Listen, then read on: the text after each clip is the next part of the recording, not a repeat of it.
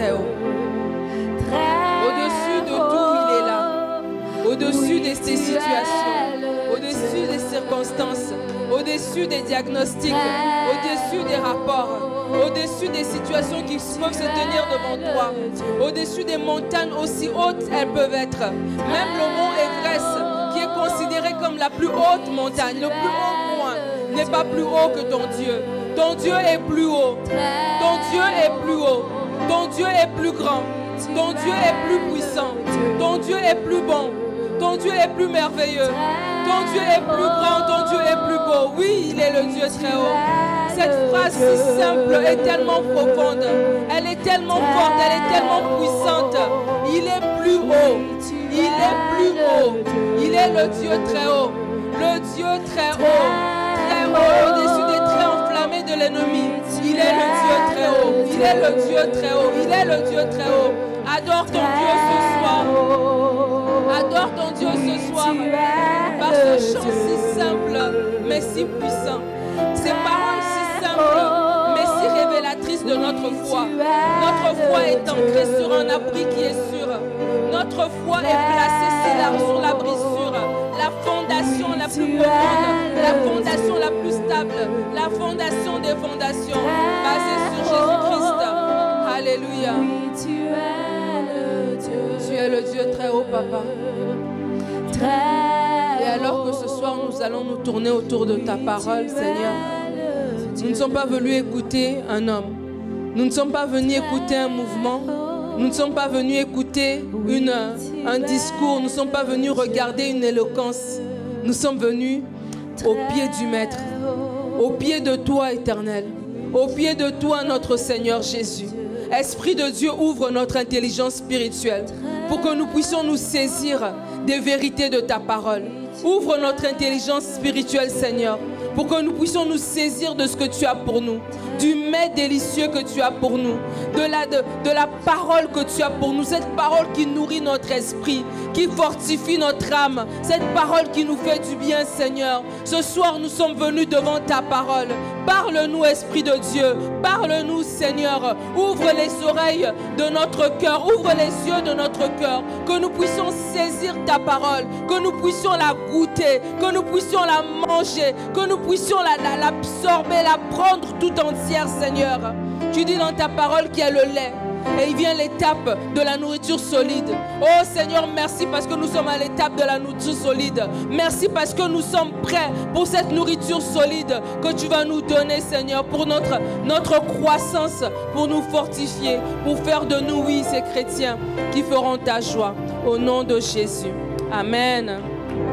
Est-ce qu'on peut acclamer le Seigneur alors qu'on prend place? Gloire à Dieu. Amen, amen. Très heureuse de vous revoir ce mercredi encore. Amen. Merci d'être là pour cette continuité de nos mercredis sans limite et de ce thème, comme le pasteur Rodelin l'a dit, de la vie chrétienne authentique. Amen. Et aujourd'hui, on continue dans ce thème de la vie chrétienne authentique et on va parler de la bienveillance. Bienveillant ou méchant, c'est le titre de mon message. Je veux dire à ton voisin, est-ce que tu es bienveillant ou est-ce que tu es méchant?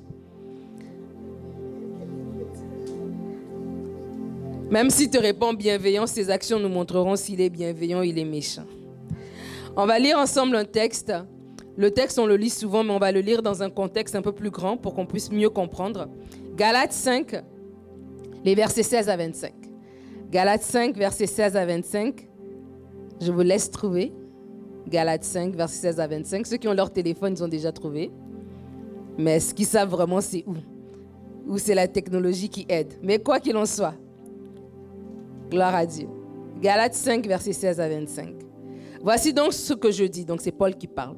Marchez par l'esprit et vous n'accomplirez pas les désirs de votre nature propre. En effet, la nature humaine a des désirs contraires à ceux de l'esprit. Et l'esprit a des désirs contraires à ceux de la nature humaine. Ils sont opposés entre eux, de sorte que vous ne pouvez pas faire ce que vous voudriez. Cependant, si vous êtes conduits par l'esprit, vous n'êtes pas sous la loi. Les œuvres de la nature humaine sont évidentes.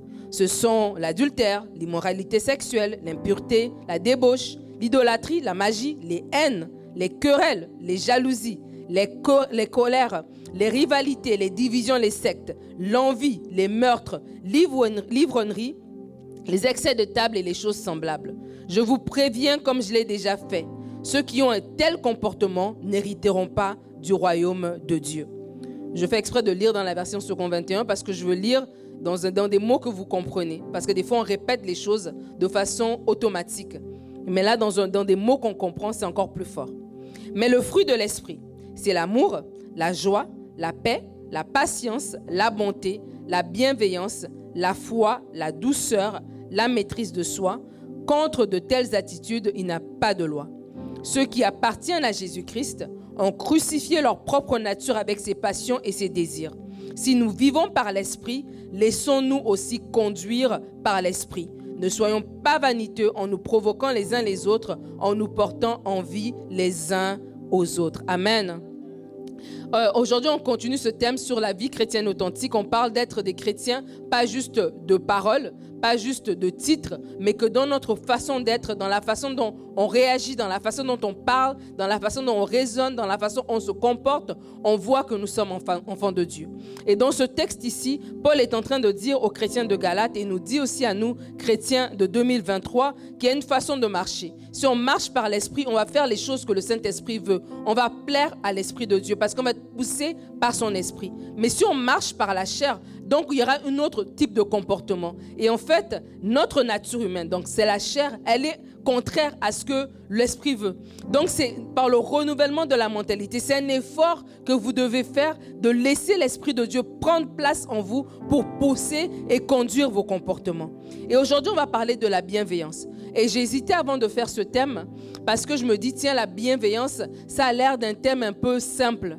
Mais j'ai remarqué dans ma petite expérience de vie que beaucoup d'entre nous, en fait, on ne comprend pas la puissance qui est derrière la bienveillance. Et on minimise souvent la portée de la bienveillance ou même à quel point c'est important aux yeux de Dieu. La définition de la bienveillance, la plus simple, c'est se définir comme une disposition d'esprit inclinant à la compréhension, à l'indulgence envers autrui. Donc ça, c'est la définition classique du dictionnaire. Dans la parole de Dieu, on voit que la bienveillance, en fait, c'est la bonté. La bonté. Dieu est bon. Dieu est bienveillant. Et nous, en tant qu'enfants de Dieu, nous voulons imiter notre Père Céleste. On veut être comme lui. Paul a dit, soyez mes imitateurs comme je suis imitateur de Jésus-Christ. Et donc, ça veut dire, nous, en tant qu'enfants de Dieu, nous devons aussi manifester de la bonté, manifester de la bienveillance. Et la Bible valorise la bonté. Vous avez juste à faire une petite recherche sur Internet. Vous allez sur une Bible, petite recherche dans un moteur de recherche biblique. Tapez le mot bonté, vous allez voir qu'il va ressortir énormément de fois. Parce que la bonté est une caractéristique de Dieu et la bonté est quelque chose que Dieu valorise. Le psaume 19 au verset 22, Proverbe 19 au verset 22 va dire « Ce qui fait le charme d'un homme, c'est sa bonté. Mieux vaut un pauvre qu'un menteur. » Vous vous rendez compte que la Bible valorise tellement la bonté, la bienveillance, qu'elle dit, lorsque tu regardes un homme, mademoiselle, lorsque tu cherches un mari, monsieur en tant qu'homme, lorsque tu te regardes et tu te valorises et tu t'évalues, tu te dis, en quoi ce qui fait que je suis bien? Est-ce que c'est mon compte bancaire? Est-ce que c'est le nombre de poids que je peux lever, les haltères que je peux lever au gym? Qu'est-ce qui fait que je suis bien? La Bible est en train de dire, ce qui fait que tu es bien, monsieur, c'est pas le nombre d'argent que tu as dans ton compte, c'est pas d'abord combien de kilos tu peux porter au gym, c'est pas quel travail tu as, quel poste tu as, c'est d'abord ta bonté. C'est ça qui fait la différence. Mademoiselle, lorsque tu regardes un homme, ce qui fait son charme, c'est pas l'argent qu'il a, c'est pas comment il est beau parleur, comment voilà, il peut t'amener dans des belles sorties. Ce qui fait le charme d'un homme, c'est sa bonté. Et c'est tellement fort, ça nous montre à quel point Dieu valorise la bonté. Mais dans la vie de tous les jours, aujourd'hui, et ça a toujours été comme ça, la bonté, c'est pas populaire. C'est pas populaire d'être bienveillant. Déjà, même, il y a des gens qui vont trouver même que être bienveillant, c'est être faible. Et la bienveillance n'est pas quelque chose qui est mis à l'avant. Il y a des gens même qui vont dire une certaine expression, trop bon, trop, vous connaissez vous-même la suite, que je ne pourrais pas répéter ici. C'est pour vous dire à quel point on trouve que être bon, être bienveillant, c'est bas, c'est nul en fait. Mais c'est pas vrai. Et en tant qu'enfants de Dieu, nous sommes appelés justement à refléter les valeurs du royaume, à refléter ce que Christ nous a laissé comme héritage, à refléter ce caractère que Christ veut nous puissions avoir. Et peut-être que oui, tu iras à contre-courant lorsque tu vas être bon, dans un milieu, dans un environnement, dans une atmosphère de méchanceté. Tu vas détonner par ta bonté. Mais j'aimerais t'inviter à détonner. Détonne, sois différent des autres, sois à contre-courant, sois quelqu'un de différent, où tout le monde est méchant, où tout le monde se fait des crocs en jambes, où tout le monde répond avec des réponses dures. Tu vas détonner par ta bonté. La bonté va décanter des choses que ton portefeuille ne pourra pas décanter. La bienveillance va décanter des choses dans ton couple que des thérapies ne pourront pas décanter, juste en étant gentil. Juste la base, le service à la clientèle minimale, que des fois on n'arrive pas à faire. Parce que l'ennemi est arrivé à nous faire croire que la bonté, la bienveillance, c'était quelque chose de secondaire. Et moi, j'ai grandi dans l'église. Et malheureusement, les gens méchants que j'ai rencontrés, je ne les ai pas rencontrés au centre d'achat. Je ne les ai pas rencontrés au travail. Je ne les ai pas rencontrés au bar. Je les ai rencontrés dans la maison de Dieu. Et tu te dis, ces personnes sont chrétiennes. C'est pour ça que j'ai dit bienveillant ou méchant. Parce que la nature humaine, Paul a dit qu'elle est opposée à la nature de Dieu en nous. Les choses de l'esprit sont opposées aux choses de la chair. Et la méchanceté, l'envie, les querelles, la jalousie, ça fait partie des œuvres de la chair.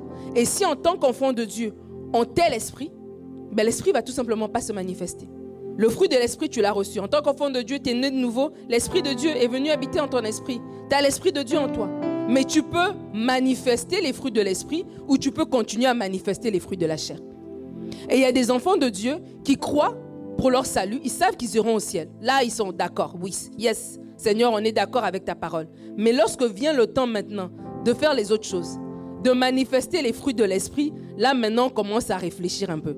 On commence à passer les fruits de l'esprit basés sur notre échelle de valeur personnelle. C'est comme ça qu'on arrive à dire que la bienveillance, ça non. Ça, je peux faire, mais ça, je ne peux pas faire. Mais la vie chrétienne, c'est un package. C'est pas genre tu vas au McDo et tu prends le truc, le burger, mais tu remplaces ta frite pour ceci, tu remplaces ton coke pour ceci et tu fais ton mix à toi-même, à ta sauce. Non, non, non, non, non. C'est un package. Et si on veut vivre les bénédictions totales de la vie chrétienne, nous devons rentrer et prendre tout le package que Dieu nous donne. Paul a dit que si on fait ces choses-là, on n'héritera pas du royaume des cieux. Le royaume des cieux, c'est maintenant qu'on le vit. Les choses de Dieu, c'est maintenant qu'on les vit. C'est pas au ciel qu'on va faire des miracles. C'est pas au ciel qu'on va évangéliser. C'est pas au ciel qu'on va venir imposer les mains aux malades et les malades seront guéris. C'est ici sur terre. Mais pour que nous puissions vivre pleinement cette plénitude du royaume, mais on doit aussi adhérer aux valeurs du royaume. On doit mettre en place ces choses-là. Et donc beaucoup de gens sous-estiment la puissance de la bienveillance. C'est pour ça que dans l'église, il y a des gens qui sont méchants. Au début, je me disais, ils font exprès. Mais en fait, ils ne font pas exprès. C'est qu'ils ont, dans leur tête, mis une échelle de valeur et ils ont mis la bienveillance en bas. Ils ont mis la prière ici, ils ont mis le jeûne ici, ils ont mis peut-être l'assiduité à l'église ici, ils ont mis beaucoup de choses ici, les offrandes, le service dans l'église. Mais le fruit de l'esprit, ils l'ont mis en bas. Et c'est pour ça que tu vas voir des gens qui ne sont pas gentils, mais ils sont hyper assidus à l'église. Ils sont toujours à leur service. Mais lorsque tu viens pour leur parler de leur caractère, il y a quelque chose qui manque en fait. Mais j'aimerais te dire que tu ne vas pas impressionner Dieu par tes prières. Tu ne vas pas impressionner Dieu par ton jeûne. Tu ne vas pas impressionner Dieu par tes offrandes ou par ton service. Mais lorsque tu vas manifester la bienveillance, tu vas impressionner Dieu. Parce que la Bible va dire qu'il y avait un homme qu'un bandit avait frappé, avait laissé pour mort. Et il y avait un sacrificateur qui était passé. Il y avait un lévite qui était passé. Mais un samaritain qui est passé et qui s'est arrêté. La Bible relève le comportement de ce samaritain-là. Pourquoi? Qu'est-ce que ce samaritain avait de différent par rapport aux autres? C'est que ce samaritain avait tout simplement démontré de la bienveillance envers cet homme-là. On a dit quel est le plus proche prochain. Tu aurais pensé c'est le lévite, tu aurais pensé c'est le sacrificateur. Mais Jésus dit non, c'est le samaritain. C'est lui qui a montré par son caractère de la bienveillance. C'est lui qui a montré par son caractère quelque chose de différent, quelque chose qui me ressemble à moi, Seigneur Jésus. Parce que Jésus est venu sur terre par bienveillance. Il aurait pu nous laisser. Mais c'est par amour que Christ est venu. Ce n'était pas parce qu'on était parfait. Mais dans son plan éternel, Dieu avait déjà prévu, lorsque le péché est venu nous séparer, séparer l'être humain, séparer la nature humaine, nous séparer de Dieu. Notre esprit était éteint aux choses de l'esprit, aux choses de Dieu. Dieu est venu réconcilier ça. Il a dit non, par eux-mêmes, ils ne pourront pas revenir vers moi. Moi, je vais aller vers eux. Par bienveillance, par bonté envers nous. C'est tout simplement par bonté, par amour que Christ est venu pour nous racheter. Et donc la bienveillance fait partie du caractère de Dieu. Lorsqu'on lit les Écritures, on voit le peuple d'Israël qui a plusieurs fois a péché. Plusieurs fois se sont rébellés. Leur cœur était dur face aux choses de Dieu, face aux instructions que le Seigneur leur donnait. Mais qu'est-ce que la Bible nous dit? Dans sa grande bonté. Dans sa grande bonté, Dieu a intervenu pour son peuple. Alors que le peuple a crié, dans sa grande bonté, Dieu est venu. La bonté fait partie du caractère de Dieu. Et même en tant qu'enfant de Dieu, c'est une vérité et une révélation qu'on doit avoir de notre Dieu. Dieu est bon. C'est quelque chose que tu dois avoir qui descend à l'intérieur de ton intérieur. Que Dieu est bon. Il est bon. Et par sa bonté, il nous préserve. Par sa bonté, il nous protège. Par sa bonté, il nous corrige. Par sa bonté, il nous instruit. Par sa bonté, il nous guérit. Tout est par sa bonté. C'est la bonté de Dieu qui nous pousse même à la repentance. Donc vous vous rendez compte que des fois on peut même avoir péché et notre cœur est dur. Mais dans sa bonté, l'Esprit de Dieu va venir nous toucher. On va se dire, ah tiens, non, je dois revenir au Seigneur. Je dois demander pardon, ce que je fais n'est pas bon. C'est la bonté de Dieu, encore une fois, qui est à l'action. Alors la bienveillance n'est pas quelque chose à prendre à la légère. En tant qu'enfant de Dieu, on doit rechercher à manifester la bienveillance. Même si elle n'est pas populaire. Même si elle est associée à la faiblesse. Nous, en tant qu'enfants de Dieu, on sait qu'elle n'est pas de la faiblesse. On sait que la bienveillance est le fruit de l'Esprit de Dieu en nous. Et cette bienveillance doit se manifester. Beaucoup ne veulent pas être bienveillants. La Bible dit au Proverbe 20 au verset 22, « Ne dis pas, je rendrai le mal. Espère en l'Éternel et il te délivrera. » Ne dis pas, je rendrai le mal. Parce que beaucoup ne veulent pas être bienveillants. Ils ne veulent pas être bienveillants. Pourquoi? Il y en a plusieurs raisons. Mais juste pour cause de temps, une raison pour laquelle les gens ne veulent pas être bienveillants, les gens ne veulent pas être bons les uns envers les autres, c'est par la peur tout simplement d'être abusés. La peur qu'on me prenne pour un tapis. La peur qu'on retire de moi des choses plus que je n'ai investi. Mais j'aimerais te dire que si tu es motivé par la peur, tu as déjà ouvert la porte au diable. Si tu es motivé par la peur, tu es déjà en train de raisonner comme l'ennemi raisonne. Nous devons être motivés par l'amour et non par la peur. La Bible, je vais te le prouver comment. On va voir ici dans 1 Roi 12 au verset 7. C'est l'histoire du roi Roboam qui va reprendre après son père Salomon. Et la Bible dit qu'il va demander des conseils. N'est-ce pas? On va lui demander comment est-ce que tu vas gérer et tout ça. Les gens vont venir le voir. Comment est-ce que tu vas gérer? Il va leur dire, écoute, donnez-moi 3 jours, je vais me prendre conseil. Et il va avoir 2 groupes de conseillers, je veux dire. Il y aura ses amis et il y aura les vieux qui vont le conseiller. Et au 1 Roi 12 au verset 7, voici ce que lui dire. Ça, c'est les vieux. Si aujourd'hui, tu rends service à ce peuple, si tu leur cèdes et si tu réponds par des paroles bienveillantes, ils seront pour toujours tes serviteurs. Amen. C'est beau, n'est-ce pas? La bienveillance, il est en train de leur dire, si tu leur fais du bien, ils vont te faire du bien. Ils vont être bons envers toi. Ils vont te servir comme ils ont servi ton père. Mais ce roi-là va aller prendre le conseil de ses amis.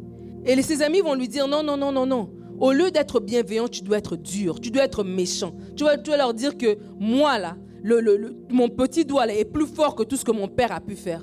Et on connaît la fin de ce roi-là. Ce roi-là va mal terminer, va diviser le royaume, etc. Il va diviser le peuple.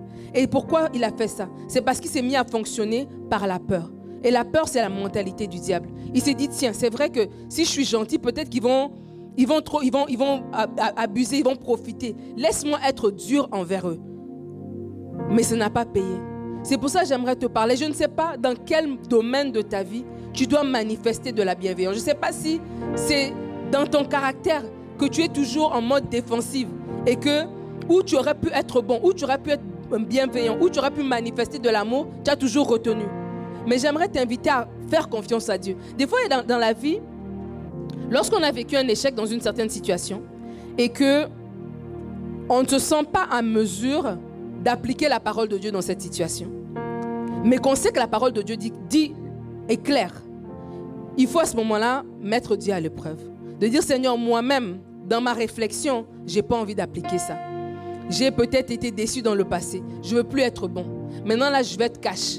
Genre, je veux être tic au tac. Je ne veux plus être bon, je ne veux plus être bienveillant. Mais parce que c'est ta parole, je vais la mettre en application. Et lorsque tu vas faire ça, non seulement Dieu va te permettre d'avoir des victoires, mais Dieu va te montrer c'est quoi la racine qui faisait que tu ne voulais pas obéir à cette parole. Et tu vas te rendre compte que tu étais enfermé dans un mensonge que l'ennemi t'a fait croire. Il t'a fait croire que non, tu dois être méchant avec ces gens-là parce qu'ils sont méchants. Et je ne suis pas en train de dire que tout le monde est gentil. Il y a des méchants sur la terre. Il y a des méchants même dans l'église. Ce que je suis en train de dire, c'est que si on choisit d'appliquer la parole de Dieu, d'honorer la parole de Dieu, Dieu se tient toujours derrière sa parole pour l'honorer en retour. Et peut-être que dans cette saison, tu auras l'air un peu idiot.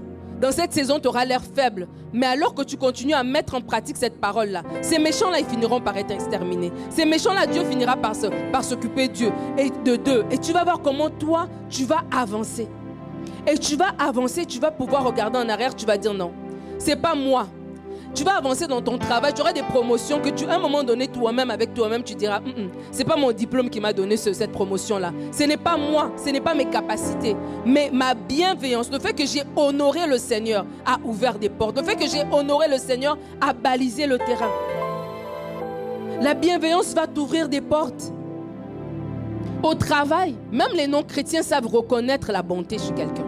Même les non-chrétiens le savent le reconnaître. Alors au travail, tu peux être quelqu'un que je finis à 17h et à 16h59, il ne faut pas venir me parler. Ou bien tu peux être quelqu'un qui est bon, qui est bienveillant dans son attitude, qui est bienveillant dans ses paroles. Et ça laisse un impact chez les gens. Et non seulement ça laisse un impact chez les gens, ça honore Dieu. Et tu vas voir que le Dieu va s'occuper de tes ennemis, va s'occuper de tes dossiers. Lorsque tu choisis d'être bienveillant, surtout dans un milieu hostile, tu fais toute la différence. Lorsque tu choisis d'être bienveillant dans un milieu hostile, tu représentes Dieu. Parce que Dieu, il est bon. Dieu, il est bienveillant. Alors, dans ce milieu compliqué, il dit, ah tiens, j'ai au moins quelqu'un. J'ai quelqu'un au milieu de cet endroit-là que je vais pouvoir utiliser pour faire avancer mes choses. Que je vais pouvoir utiliser pour glorifier mon nom.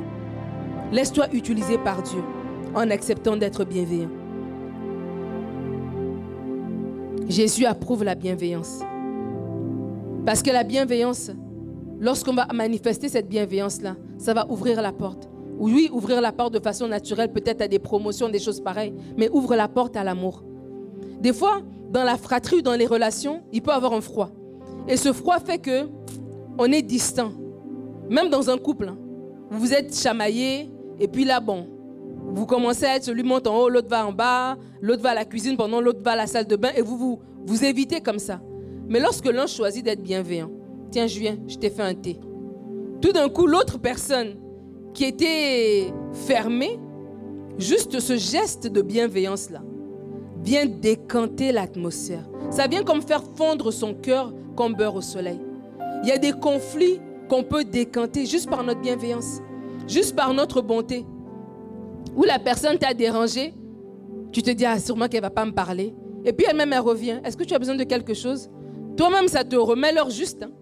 Toi-même, tu commences à te questionner toi-même et te dire, ben tiens, peut-être que moi aussi j'ai exagéré, peut-être que je pourrais changer ceci ou cela. J'aimerais vous dire que la bienveillance, ce n'est pas quelque chose de faible. Au contraire, c'est les forts qui sont bienveillants. Parce que c'est trop facile d'être méchant. C'est facile de balancer des choses. C'est facile de mettre des bâtons dans les roues. C'est trop facile. Mais être bienveillant, ça demande d'avoir un caractère. D'être sûr de soi-même. Je suis tellement sûr de moi que je sais qu'en étant bon avec toi, ça ne m'enlève rien. Et si toi tu penses que je suis stupide en étant bonne, en étant gentille, mais c'est toi. Moi je sais que je représente le royaume de Dieu. Je sais que je suis la fidèle fille de mon Père. Je ressemble à mon Père lorsque je marche dans la bienveillance. Et on aimerait évangéliser. On aimerait faire des choses extraordinaires à l'extérieur, mais juste nous en tant que communauté. J'aimerais nous inviter à être bienveillants. Nous sommes déjà bienveillants, mais on peut monter encore de niveau. J'aimerais nous inviter à être bienveillants plus. Et vous allez voir que lorsque on est dans une église, un groupe comme ça, on est bienveillant. Ça change l'atmosphère. Parce que l'ennemi n'a plus de place où aller. Où avant, il pouvait passer par toi. Comme tu étais méchant, il t'envoie un petit esprit qui vient. Tu réponds mal à la sœur. L'autre sœur ne veut plus venir à l'église. Elle se refroidit, elle rétrograde. Et c'est comme ça que l'ennemi travaille. Mais lorsque nous sommes bienveillants, qu'est-ce qu'il fait? Il n'a plus de porte en fait. Il n'a plus de porte d'entrée. Parce que où il pouvait venir diviser. Parce que les œuvres de la chair, c'est ça. Cette méchanceté, cette division, ces querelles. Tu vas voir des gens qui vont s'embrouiller pour des petites choses et diviser. Mais où il y a la bienveillance, ça veut dire qu'il y a l'amour. L'amour va couvrir. L'amour couvre une multitude de fautes. L'amour ne soupçonne pas le mal. Donc ça veut dire où il y a l'amour, je ne veux même pas soupçonner le mal. Je ne veux pas penser qu'il y avait quelqu'un qui avait fait un truc exprès pour me faire du mal. Au contraire, je vais aimer, je vais aller vers l'autre. Et donc même l'atmosphère même d'une église peut être changée juste lorsque nous manifestons ces choses entre guillemets terre à terre, comme la bienveillance. Où tu aurais pu prier, jeûner, juste si on est juste gentil là. Il y a une atmosphère qu'on n'a même pas besoin d'aller chercher. Tu vois, il y a des gens qui vont venir où il y a de l'amour, où il y a de la joie, où il y a de la bienveillance. Ça attire. D'autres personnes voudront venir naturellement. Pourquoi? Parce qu'il y a l'Esprit de Dieu qui est là. Alors, lorsque je suis dans la bienveillance, j'attire même, je laisse l'Esprit de Dieu se manifester. Où il y a l'Esprit de Dieu, mais il y a les miracles, où il y a l'Esprit de Dieu, il y a la liberté, où il y a l'Esprit de Dieu, il y a des transformations, où il y a l'Esprit de Dieu, ça fait du bien.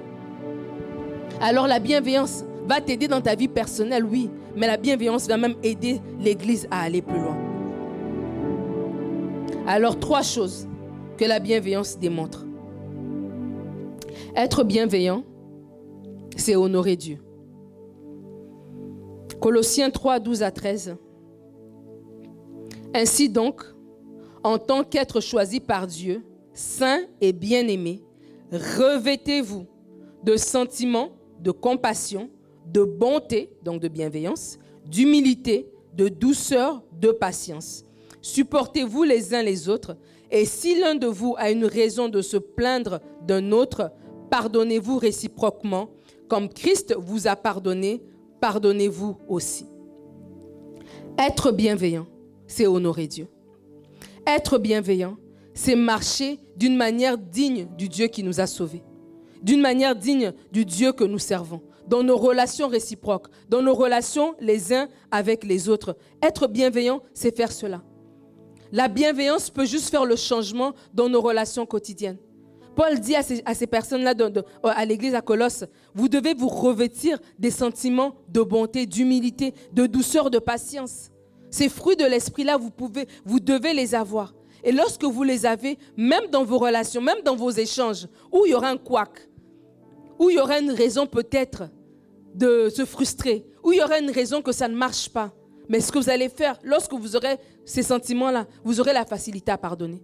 Des fois, tu as du mal à pardonner parce que déjà, à la base, c'est compliqué. La base même, elle n'est pas bonne en fait. La base, elle est déjà compliquée. C'est pour ça qu'il y a des choses qui ne peuvent même pas découler de ça. Mais Paul nous dit, nous devons nous revêtir de ces sentiments de bonté, d'humilité, de patience, de douceur. Et lorsqu'on va faire cela, on doit se pardonner. S'il y a un problème, on va se pardonner réciproquement. Comme Christ nous a pardonné, ben nous aussi on doit se pardonner.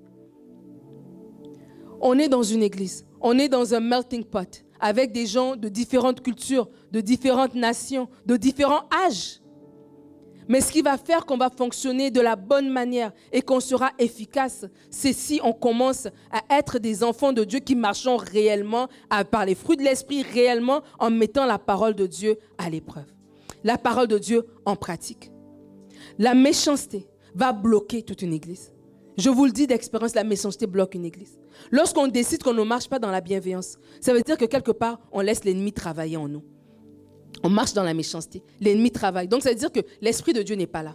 Et on peut faire les choses de manière mécanique. Je dis que lorsqu'on relaie la bienveillance à une moindre importance et qu'on remet d'autres choses plus importantes que les fruits de l'Esprit, on peut même penser que Dieu est là parce que dans notre tête à nous, on prie, on chante, on vient à l'église, donc c'est bon. Mais la parole nous dit, non, ce n'est pas ça. Le fruit de l'esprit, ce n'est pas la prière. Le fruit de l'esprit, c'est la bonté, c'est la patience, c'est l'amour, c'est la maîtrise de soi, etc., etc. Et donc Dieu est en train de nous dire, voici ce que vous devez manifester pour que je sois au milieu de vous. Et lorsqu'on se met à manifester de la méchanceté, par peur, il y a plusieurs raisons, mais des fois c'est la peur. On arrive quelque part et on ne veut pas qu'on nous marche dessus. Parce qu'à d'autres endroits, on nous avait marché dessus. Peut-être dans notre famille, on nous a marché dessus. Et dans notre famille, on nous a montré que si tu veux manger, ben, il va falloir te battre. Et on a cette pensée-là, que se battre, ça veut dire que quelqu'un d'autre doit baisser pour que moi, je puisse aller de l'avant. Mais le royaume de Dieu, c'est un royaume inversé, comme on dit. Le royaume de Dieu, on te dit, celui qui veut être en devant, là, c'est celui qui doit servir. Celui qui veut être le premier, celui qui doit être le dernier. Si tu veux être, selon me plaire, ben, sers les autres, vois les autres, considère les autres comme étant au-dessus de toi. Donc, ça veut dire que ça nous amène une façon de réfléchir qui est contraire à la façon naturelle dont on réfléchit. Et donc, on doit se battre, entre guillemets, chaque jour pour amener notre mentalité, nos actions au filtre de la parole. Et on doit décider d'être bienveillant. J'aimerais vous dire que c'est une décision que vous devez prendre. Et la décision de la méchanceté, la décision de la dureté va être plus rapide et va des fois paraître plus logique. Mais entre ta logique et la parole de Dieu, choisis la parole de Dieu. Choisis la parole de Dieu, honore le Seigneur et tu vas voir ce qu'il va faire dans ta vie. Ce roi-là, parce qu'il n'a pas voulu, il a eu peur. Il s'est dit, ben, tous les autres rois, là, il n'y a personne qui est gentil. Hein. Les rois sont durs. C'est comme ça qu'il faut maintenir. Des fois, on entend des gens parler comme ça. Il faut avoir une bonne poigne. Là. C'est comme ça que tu les maintiens dans le bon couloir. Là. Tu les maintiens à l'heure juste. Quoi. Mais vous allez les voir même dans les familles où les parents étaient très sévères. Ils n'avaient pas de place pour la bonté, pas de place pour la bienveillance. Les enfants marchaient droit tant qu'ils avaient moins de 18 ans. Mais après, c'est des familles qui sont brisées. C'est la vérité. C'est des familles à l'âge adulte. Ils ont du mal à se parler. Parce que où il y avait la méchanceté, ça veut dire qu'il n'y avait pas la bienveillance, il y avait les œuvres des ténèbres, il y avait la peur, il y avait la méfiance. Donc du coup, à l'âge adulte, tu ne penses pas que ton parent t'aime. Tu ne penses pas que ton parent a ton intérêt à cœur. Et peut-être le parent, par peur, il ne voulait pas te perdre. Il ne voulait pas que tu sois n'importe comment. Il a été dur. Mais cette dureté-là, il s'est dit, si je manifeste la bienveillance envers mon enfant, je risque de le perdre, je vais être dur. Ça, c'est la mentalité de l'ennemi qui lui a parlé. Et il a accepté ça. Mais il a perdu son enfant à long terme. Mais si on veut être comme notre Père céleste, Dieu n'a pas été dur envers nous. Dieu ne nous a pas fouettés pour qu'on vienne à lui. Hein. C'est son amour qui nous a attirés. Il nous a aimés sans condition. Il nous a pris tels que nous étions. Il nous a pardonné l'impardonnable. Il y a des choses que il y a juste toi et Dieu qui savent. Et peut-être jusqu'à la fin, ce sera juste toi et Dieu. Il y a des affaires même que ton mari, ta femme, tes enfants ne sauront pas. Que même toi-même, tu ne peux même pas le répéter à haute voix, même si tu es tout seul dans ton appartement. Mais c'est juste toi et Dieu.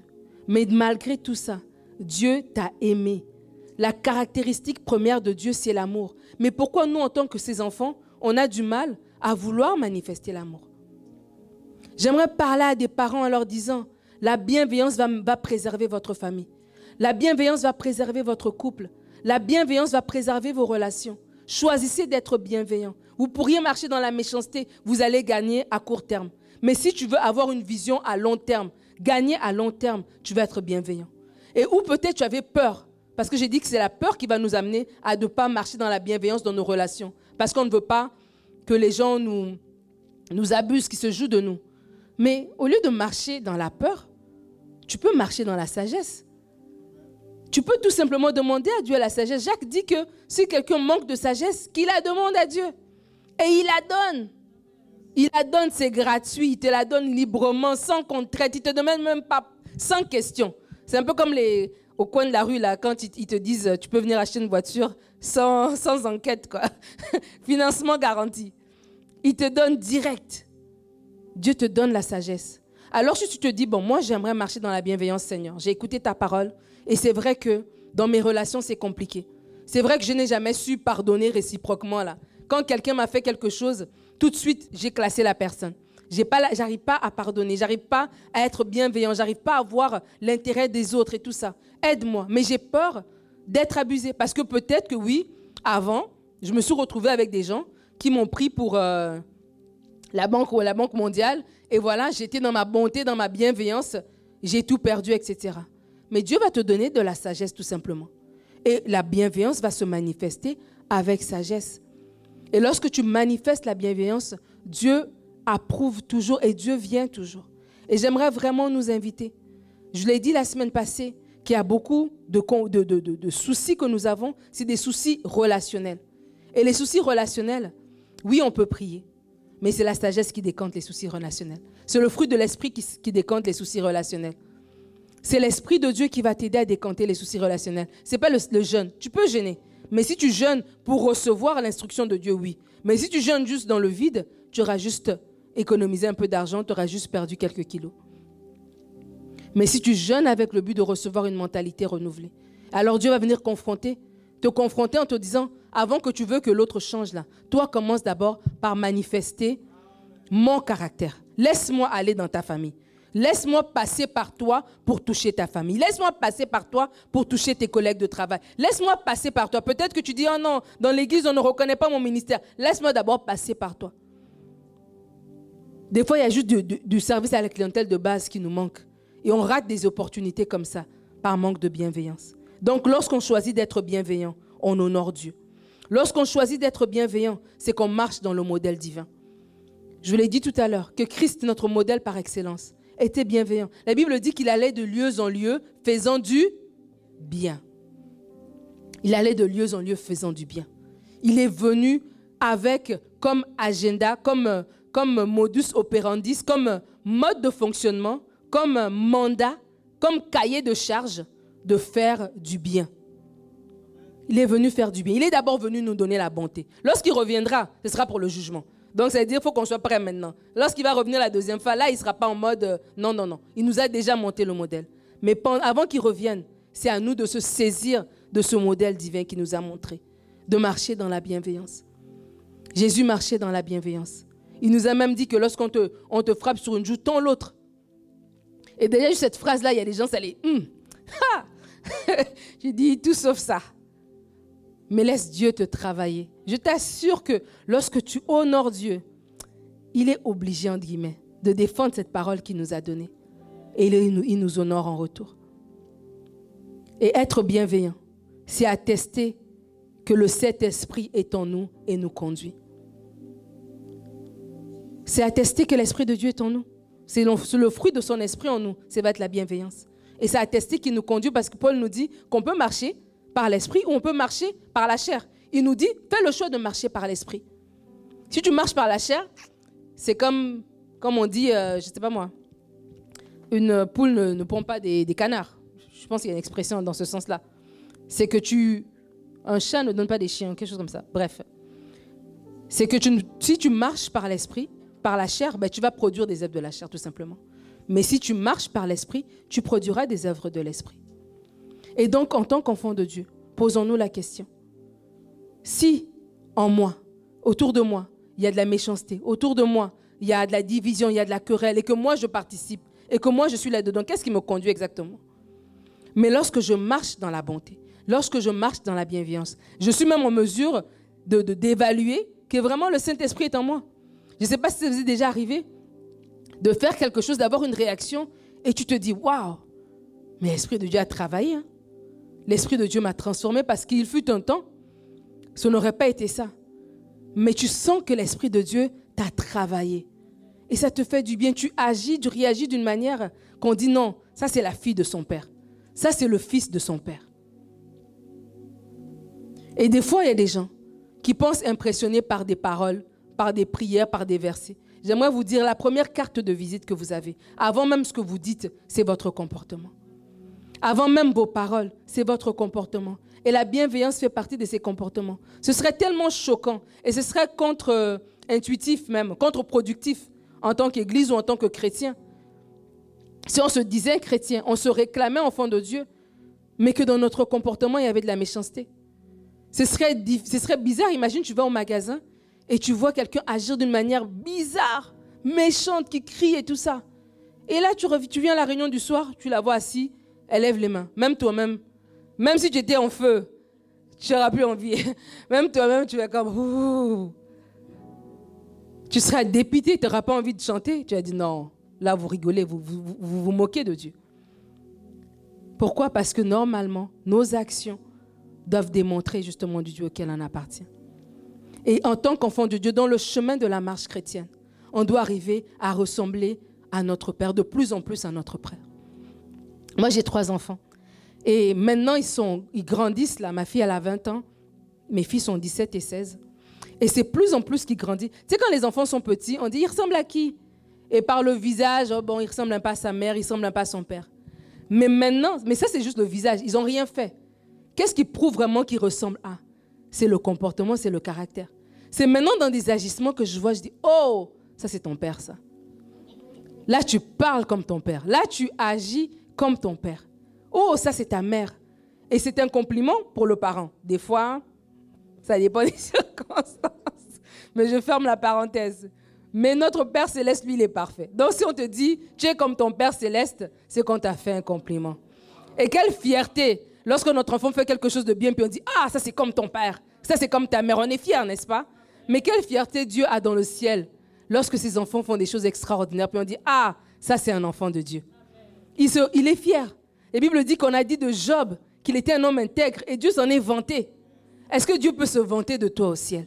Est-ce que Dieu peut regarder les anges et dire, regarde mon fils Jean-Eudes, regarde ma fille Flore, regarde mon fils Rodelin, regarde comment il est bien.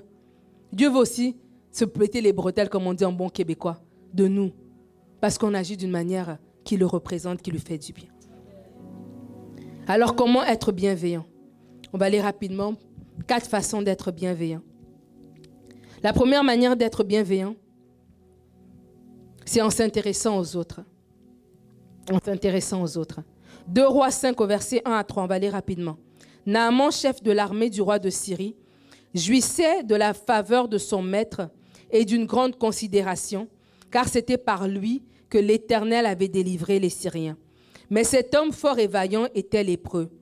Or, les Syriens étaient sortis par troupes et ils avaient emmené captive une fille du pays d'Israël qui était au service de la femme de Naaman. Elle dit à sa maîtresse, « Oh, si mon Seigneur était auprès du prophète qui est en Samarie, le prophète le guérirait de sa lèpre. » Ce passage m'a toujours impressionné. Tu sais, je ne sais plus c'est à quel moment je le disais, hein, mais il n'y a pas de Saint-Esprit junior. Hein. L'Esprit de Dieu habite en chacun de nous. On ait 70 ans, qu'on en ait 25, l'Esprit de Dieu est en nous. Et l'Esprit de Dieu donc peut se manifester et veut se manifester. Et donc même si on est jeune, on peut aussi faire des choses pour Dieu, des choses extraordinaires. Et cette petite fille-là nous montre un exemple clé de la bienveillance. La fille, elle est amenée en captivité. Elle est esclave auprès de la mère, la femme de Naaman. Mais alors qu'elle est là, elle est dans la maison, donc elle est dans l'intimité de Naaman et de son épouse. Parce que comme il était lépreux, il devait se couvrir. Il ne pouvait pas montrer sa lèpre aux gens. D'ailleurs, il était contagieux, il devait se mettre à l'écart. Et donc, cette fille a pris à percevoir que Naaman était lépreux. Et par bienveillance, parce qu'elle était esclave, elle aurait pu dire aussi, ben, c'est bien fait pour toi. Moi, je suis ici, je suis loin de ma famille, ben, toi aussi, tu vas souffrir. Parce que c'est ça la mentalité. La mentalité de méchanceté va nous dire, ben, toi, tu n'as pas de promotion, ben, eux aussi, là, leur travail, là, tu vas faire le minimum vital, c'est tout. La mentalité du monde va nous dire, ben, si ce n'est pas toi qui chantes, ben, tu fais le minimum, tu ne sers pas. Tu viens juste quand c'est ton tour. C'est la mentalité du monde. Mais cette fille-là, elle avait un cœur tellement bienveillant. Elle s'est intéressée. Elle a dit, mais moi, j'ai une solution pour le problème de mon maître là. Elle est allée voir sa maîtresse en disant, regarde là, j'ai une solution pour ton mari. S'il va, en Israël, nous, on a un prophète qui peut invoquer Dieu en sa faveur. Et Naaman est allé, et effectivement, Naaman a été guéri de sa lèpre. La bienveillance d'une personne qui aurait pu se considérer comme si elle n'avait rien à dire. Elle aurait pu considérer qu'elle n'était pas obligée. Mais c'est ça qui est encore plus beau. Lorsqu'on agit, justement, lorsqu'on n'est pas obligé. Tu n'es pas obligé, mais parce que tu aimes Dieu. Tu n'es pas obligé, mais parce que tu sais que Dieu te regarde. Joseph n'était pas obligé de ne pas toucher la femme de Potiphar, mais parce qu'il savait que Dieu le regardait. Il disait non, c'est pour honorer d'abord mon Dieu. Honorer ton mari, oui, et honorer mon Dieu. Il y a des choses que je ne peux pas faire. Mais est-ce qu'il y a des choses qu'on peut faire pour honorer Dieu? Autant qu'il y a des choses qu'on ne peut pas faire. parce qu'on veut honorer Dieu. Mais est-ce que c'est des choses qu'on peut faire parce qu'on veut honorer Dieu? Peut-être que ce n'est pas à ton avantage. Peut-être que ça ne va pas te rapporter à toi directement. Mais tu le fais quand même pour honorer Dieu. Alors la bienveillance a poussé cette fille à s'intéresser aux problèmes des autres. Et parce qu'elle s'est intéressée aux problèmes de Naaman, Naaman est revenu, il a été guéri. Si on extrapole un peu l'histoire, vous imaginez qu'il avait sa lèpre, on ne sait pas depuis combien de temps. Par la bienveillance de cette fille-là, il est allé au pays d'Israël, il a été guéri. Mais quel effet cette guérison a eu sur Naaman, sur sa femme, sur les serviteurs qui l'avaient accompagné, sur toute sa maison, sur ses cousins, ses voisins? La bienveillance d'une petite fille a eu un effet domino. J'aimerais te dire que ta bienveillance a un effet domino, une portée que tu ne connais peut-être pas. Peut-être qu'aujourd'hui, il y a des Naaman modernes. Il y a des gens que tu connais à ton travail qui ont une lèpre. Une lèpre peut-être pas sur leur peau, mais ils ont un souci que toi tu sais que Dieu seul peut résoudre. Et peut-être ces gens-là, ils n'ont pas été gentils envers toi. La petite fille aurait dit, pourquoi vous m'avez capturé? Tant pis pour vous. Peut-être que oui, au travail, cette personne-là n'est pas hyper gentille envers toi. Mais toi, tu vois sa souffrance. Est-ce que tu fermes les yeux ou est-ce que chaque soir, lorsque tu pries, tu amènes aussi son sujet? Seigneur, oui, je prie pour mes besoins, mais je t'amène quand même le sujet de Nathalie. Je t'amène quand même le sujet de Claudette. Je t'amène quand même le sujet de Jean-Philippe. Je t'amène quand même le sujet de Claude. Je t'amène quand même ces sujets-là. Est-ce que tu es bienveillant envers cette personne-là ou tu remets le mal pour le mal? Mais la Bible nous dit de ne pas rendre le mal pour le mal. La bienveillance va se démontrer lorsqu'on va s'intéresser aux autres. Et l'effet domino qu'il y a derrière, on ne peut même pas s'imaginer à quel point c'est puissant. À quel point Dieu peut utiliser notre petite bienveillance, j'ai envie de dire entre guillemets, pour changer les choses. La deuxième façon d'être bienveillant, c'est en posant des gestes concrets. Poser des gestes concrets.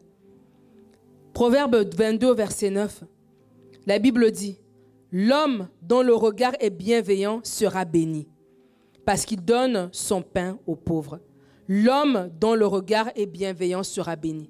Est-ce que tu veux être béni? Moi, je veux être béni. Et la Bible nous dit, si tu veux être béni, aie un regard bienveillant. Pose des actes concrets envers les autres. Je bénis le Seigneur pour les jeunes qui ont eu l'idée de faire cette guignolée. C'est des actes concrets qu'ils posent envers les autres. C'est des actes de bienveillance. Peut-être qu'on ne va pas se rendre dans toutes les villes du quartier Saint-Michel pour cogner à la porte et dire « Donne ta vie au Seigneur Jésus, tu seras sauvé. » Mais par cet acte de bienveillance, on a déjà ouvert la porte. Par cet acte de bienveillance, Dieu peut passer. On a déjà une première carte de visite. On a déjà un premier accès. Il y a des accès qui nous sont donnés par bienveillance tout simplement. Par bienveillance tout simplement, des portes nous sont ouvertes. Moi, je me rappelle à mon ancien travail, un geste que le directeur faisait, les directeurs de chaque département, c'est que chaque matin, un geste tout bête, il venait à chaque bureau, et puis il disait bonjour. Et si c'était le lundi, il te demandait comment va ta fin de semaine, etc. Et on pouvait dire qu'il le faisait de façon machinale. Tu vois, c'était un truc, bon, c'est la ronde, quoi. Il faut passer, dire bonjour. Mais parce que c'était quand même un geste bienveillant, ça avait une portée. Le directeur qui prenait le temps de saluer, quelque part, les employés se sentaient valorisés, ils se sentaient considérés, ils sentaient qu'on les voyait en fait. Et peut-être quelqu'un, oui, sa fin de semaine n'avait pas bien été, et ça lui faisait du bien de parler à quelqu'un, et juste d'échanger, d'avoir un petit sourire, d'avoir un petit rire. Et ce petit geste-là, ça donne une différence dans la productivité de la personne. Lorsque tu es valorisé quelque part, même si tu es la personne la plus méchante du monde, tu as quand même un cerveau. Où tu es valorisé quelque part, toi aussi tu vas donner. Toi aussi tu vas t'investir parce que tu te sens apprécié. Si on peut le faire, on veut qu'on le fasse pour nous, mais nous aussi faisons-le pour les autres. Alors les gestes concrets vont être une porte pour que le Seigneur puisse agir, mais des portes aussi pour nous-mêmes. Il y a des choses qu'on veut récolter, mais un geste concret de bienveillance peut ouvrir des portes que 10 000 CV, que 20 000 prières n'auront pas ouvertes. Juste par un geste concret de bienveillance. La troisième façon d'être bienveillant, je l'ai dit tout à l'heure, c'est en priant pour les autres.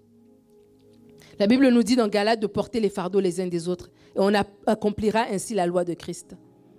Prier pour les uns pour les autres, c'est un acte de bienveillance. Lorsque tu n'es pas insensible aux problèmes d'autrui, lorsque tu n'es pas insensible aux difficultés que l'autre vit. Peut-être des difficultés que la personne t'a exprimées ou des difficultés que toi-même tu as tout simplement regardées.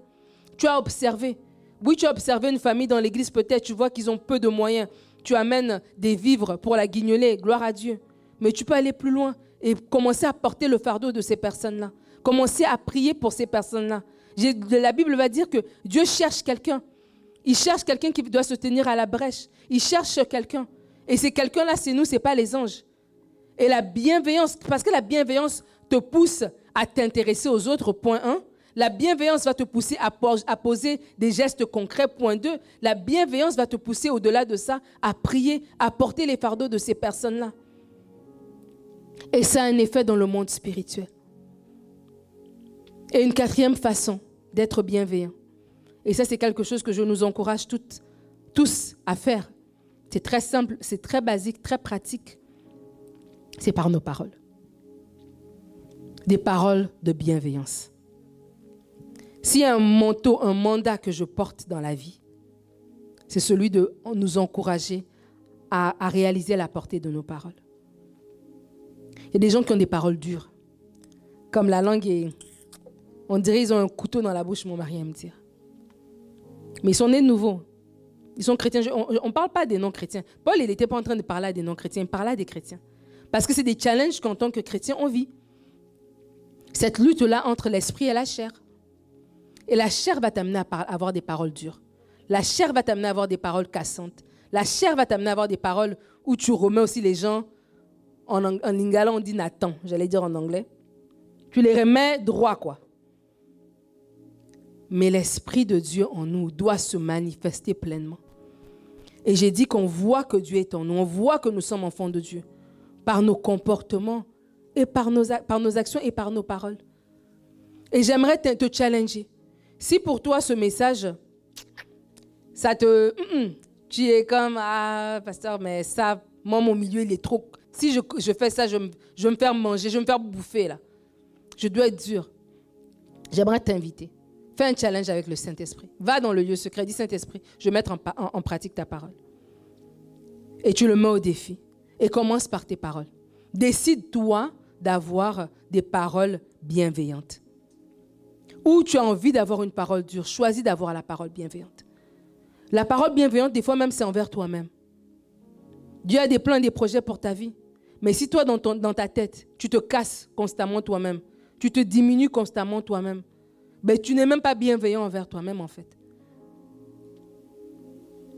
Et j'aimerais nous inviter à manifester la bienveillance de façon pratique par ces 4 actions. Et on va voir que la bienveillance doit nous bénir en retour. La bienveillance nous bénit toujours en retour. La bienveillance nous bénit en retour. Proverbe 19 au verset 17. Celui qui accorde une faveur aux pauvres, prête à l'Éternel, qui lui rendra son bienfait. Celui qui est bienveillant, j'ai envie de dire, prête à Dieu. Celui qui est bienveillant en train de dire à Seigneur, je fais une transaction avec toi en ce moment. Je fais une transaction avec toi, je mets en application ta parole. Et en retour, il y a quelque chose qui va revenir. Jésus approuve toujours la bienveillance. Si tu veux réjouir le cœur de Dieu, j'aimerais te dire, laisse le Saint-Esprit agir en toi. Manifeste la bienveillance, manifeste ce fruit de l'Esprit. La bienveillance va t'ouvrir des portes. Je ne pense pas que quand Naaman est revenu, en tout cas moi si j'étais la petite fille, et je vois Naaman revenir avec une peau de bébé, mais si j'étais en train de faire des travaux, je suis à l'aise. Je suis sûre qu'il revient. Cette petite fille-là, elle n'est plus en train de ramasser. Elle est assise à la table. Je suis sûre quand même qu'elle a un traitement différent, n'est-ce pas? Si dans le naturel, on peut le faire, à combien plus forte raison? Lorsqu'on est bienveillant, les portes ne sont pas ouvertes. Des portes nous sont ouvertes. Qui sait? Qui sait si la parole de Dieu ne s'est pas rendue dans la maison de Naaman, juste à cause de ça?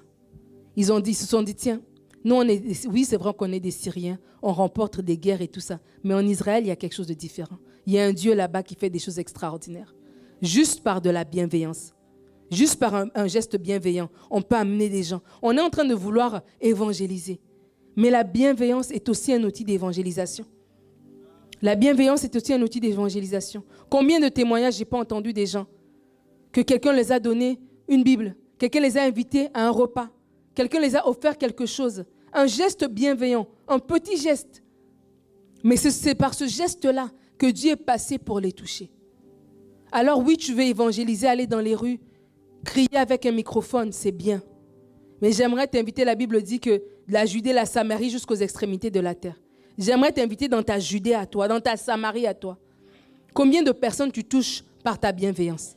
Est-ce que dans ta famille non chrétienne, là, ils savent que toi, tu es différent? Où les autres se disputent, toi, tu as une parole de paix. Où les autres cassent, toi, tu élèves, toi, tu fortifies. Toi, tu apportes quelque chose de différent, de la bienveillance. Et si c'est jusqu'à présent, c'était la peur qui t'a empêché d'être bienveillant, c'était des faux raisonnements qui t'ont empêché d'être bienveillant, mets Dieu à l'épreuve, mets-lui au challenge. Seigneur, je veux honorer ta parole. Montre-moi que je ne suis pas déçu. Celui qui t'honore ne sera jamais déçu. Montre-le-moi, Seigneur. Et tu vas voir dans ta vie des choses qui vont se faire. Et le Seigneur pourra te montrer au bout de 3 ans, au bout de 5 ans. Tu vois, quand tu m'avais honoré à tel endroit, tel endroit, tel endroit, tel endroit, tel endroit, je l'avais vu. Et moi, comme je suis un Dieu qui remet, pas juste, je ne te remets pas ton change, je te remets toujours plus. Je t'ai remis au-delà. Ce message que je vous prêche, je l'ai vu dans ma propre vie. J'aimerais vous inviter, bienveillants ou méchants, je ne parle pas des non-chrétiens, je parle à des chrétiens. J'aimerais t'inviter à choisir la bienveillance pour que le royaume de Dieu avance. Et tu vas voir dans ta vie, tu vas récolter des choses. Si pas dans ta vie, dans la vie de tes enfants. Tu vas récolter des choses. Il y a des gens aujourd'hui, on vous a peut-être payé les études, pas parce que vous étiez les plus intelligents, mais parce que vos parents étaient tellement bien avec certaines personnes que dès que tu as dit « je suis l'enfant d'un tel », tout d'un coup la porte ça a été ouverte. C'était la bienveillance de ton parent qui t'a ouvert une porte. La bienveillance de ta soeur, de ton frère qui t'a ouvert une porte. La bienveillance a des portées qu'on ne peut même pas imaginer, qu'on ne peut pas saisir. Alors je veux nous encourager en tant qu'enfants de Dieu. Qu'on nous dise, celle-là c'est vraiment la fille de son père. C'est vraiment le fils de son père. Manifestons la bienveillance. Soyons des chrétiens authentiques. Qu'il ne soit pas dit dans notre église que quelqu'un est venu ici et qui n'est plus revenu parce que quelqu'un l'a ramassé dans les escaliers, parce que quelqu'un a été méchant envers lui. Non, non, non, non, non. Qu'il soit dit de nous que nous sommes des chrétiens bienveillants. Prier, c'est bien et j'encourage la prière. Mais que cette prière-là se manifeste, se voit par notre caractère, notre comportement au quotidien. Que Dieu vous bénisse.